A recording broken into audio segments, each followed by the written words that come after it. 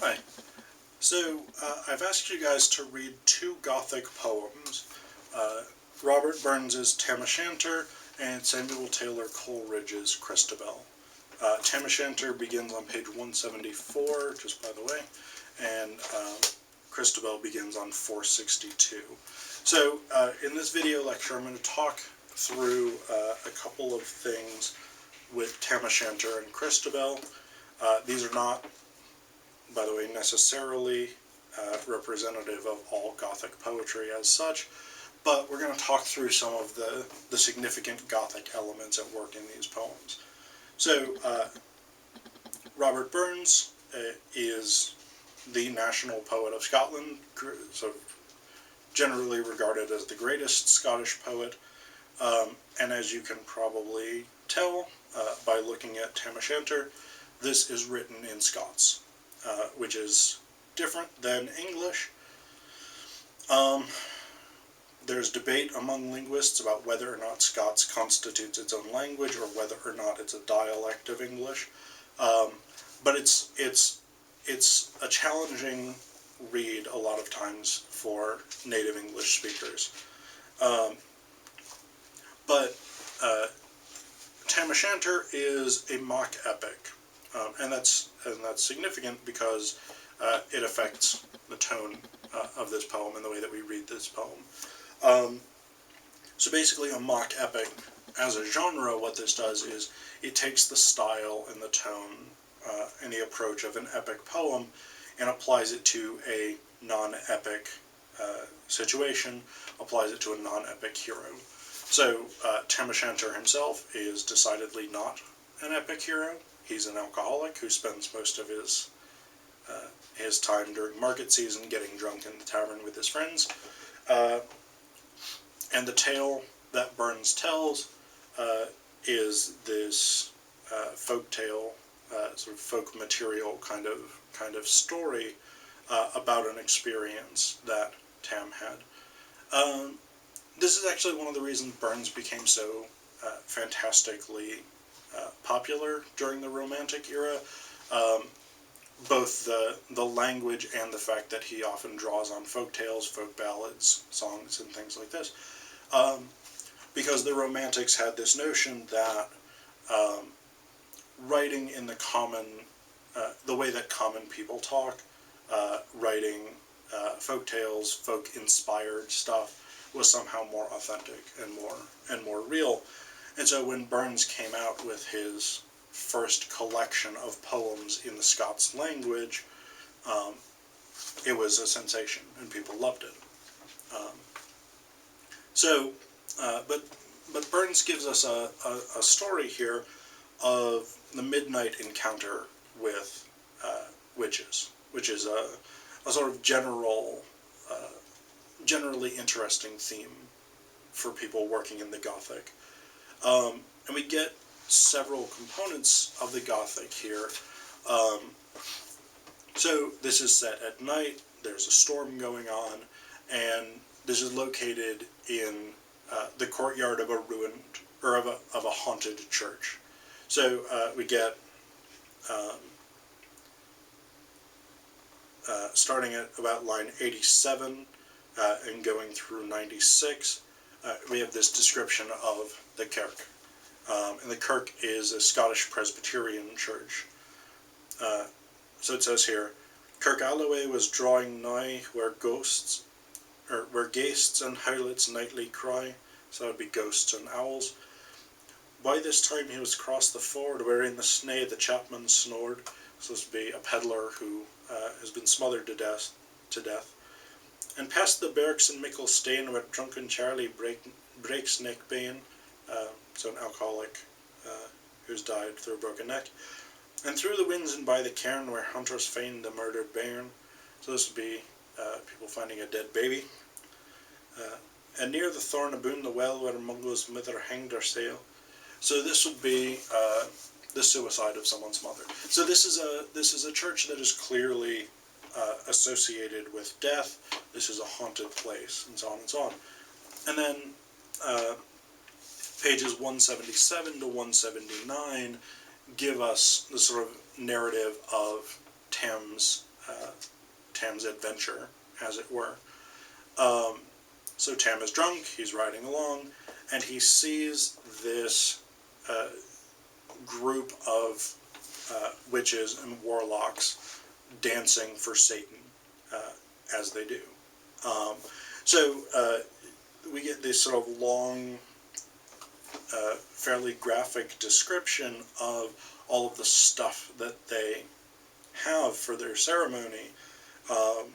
Dead babies, bits and pieces of bodies of murderers and rapists and things like this, knives that have been used by parents to murder their children, and so on and so on. And they have this sort of, they're dancing to these Highland tunes and things like this. And then all of the women start getting, not necessarily naked, but they start taking off their clothes down to their underclothes and things. And we've got this sort of beautifully ironic section, these two stanzas at the top of page 178. So this would be 151 through 162.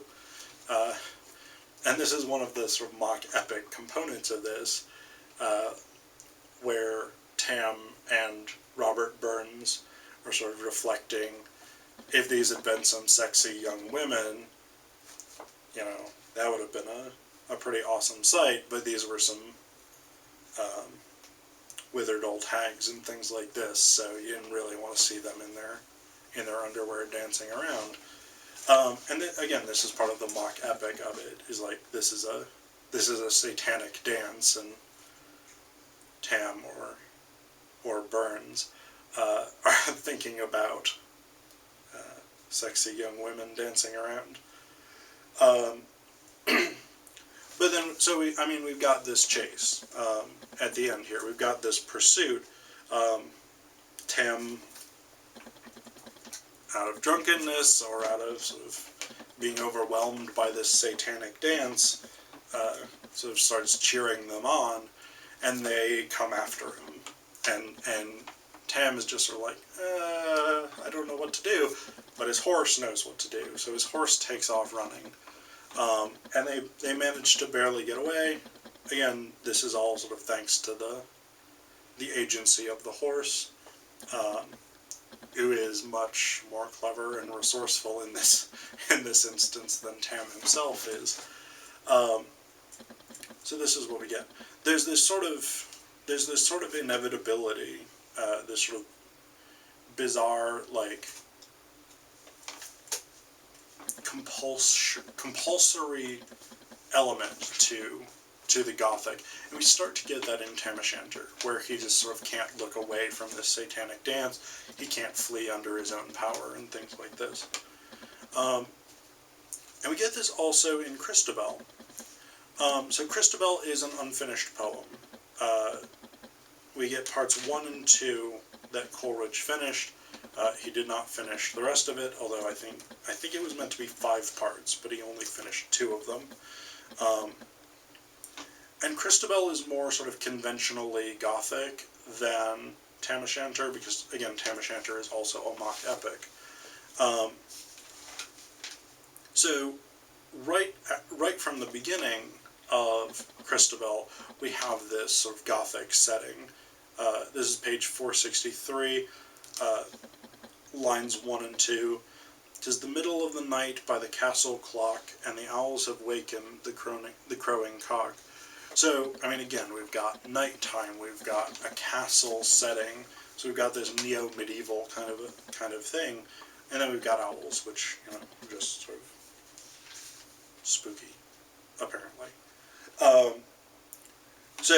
Christabel, this sort of lovely virgin, medieval maiden, goes out into the woods to pray in the middle of the night. Not a fantastic idea. But she goes out, she encounters this woman, Geraldine, who is sort of dressed all in white, and she's like, some knights kidnapped me and dragged me away and just left me in the woods for reasons that go unexplained. And so Geraldine accepts Christabel's offer of hospitality, that Christabel will take Geraldine back to the castle, Sir Leolin's castle, her father, Christabel's father, and then he will in the morning sort of take care of these knights who have carried her away. And we get a number. So I mean, this in itself is a sort of weird thing, that there's just this random woman in the woods who's like, I've been kidnapped, help me. It's the middle of the night, whatever. So that, I mean, in itself is a bit weird. Not overly spooky until we start to get some fairly subtle implications that something is not right here. So, this stanza that starts at line 123, this is where we get the first real strong indication that something is not right and something is supernatural here. So it's talking about when Christabel and Geraldine approach the gate to the castle. And one thing we get here is line 129 and on. The lady sank belike through pain, and Christabel with might and main lifted her up a weary weight over the threshold of the gate. And you can see this in the footnote here, but this is a really important sort of 4 lines, because according to legend, witches cannot enter a house, cannot go through a doorway under their own power. They are not sort of allowed to, because doorways are blessed spaces. And then as soon as they get through the doorway, she's totally fine. Pain's gone, and she's just walking around again. And then actually in the next stanza, we get another component of this sort of hint that something is not right, when Christabel says, let's say a prayer of thanksgiving, and Geraldine says, alas, alas, said Geraldine, I cannot speak for weakness. So evil spirits, again, according to sort of legend, can't pray because they are followers of Satan. In the next stanza, this dog in its sleep sort of growls as Geraldine goes by. The next stanza after that, these fires that have burned out sort of flame back to life as Geraldine passes. So we get this series of hints that something is not right, really from about line 123, maybe through 171, where we have this reference to Christabel and Geraldine as still as death with stifled breath, which is, of course, an ominous reference. And then the next page, 467, there's discussion of Christabel's dead mother, and it seems, from the fact that Geraldine sort of panics and says, off wandering mother, peak and pine, I have power to bid thee flee, and so on and so on. It seems that Geraldine is actually sort of haunted by the spirit of Christabel's dead mother, who has promised to look out for her daughter.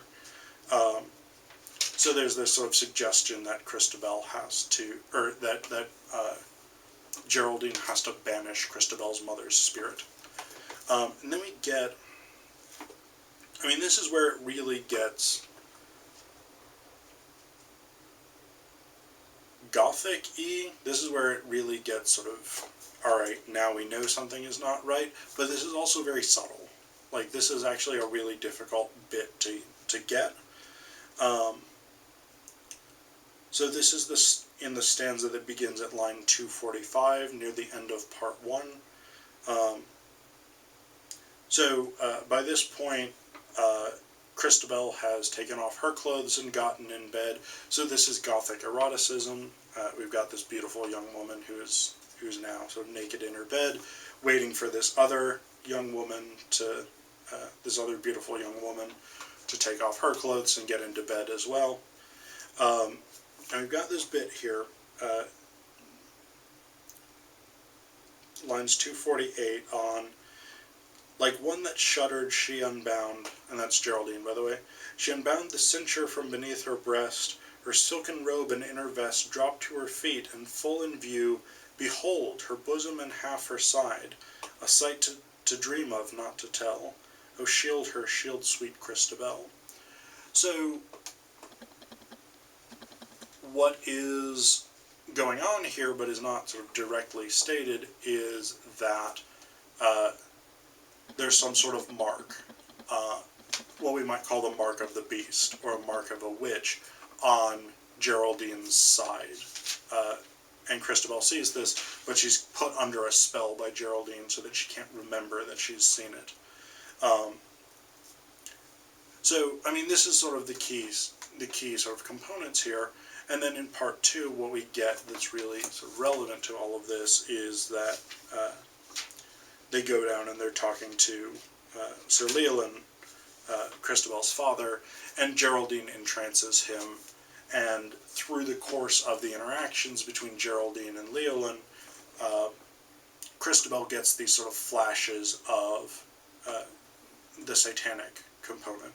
So she gets these flashes of sort of the image of the mark on Geraldine's side.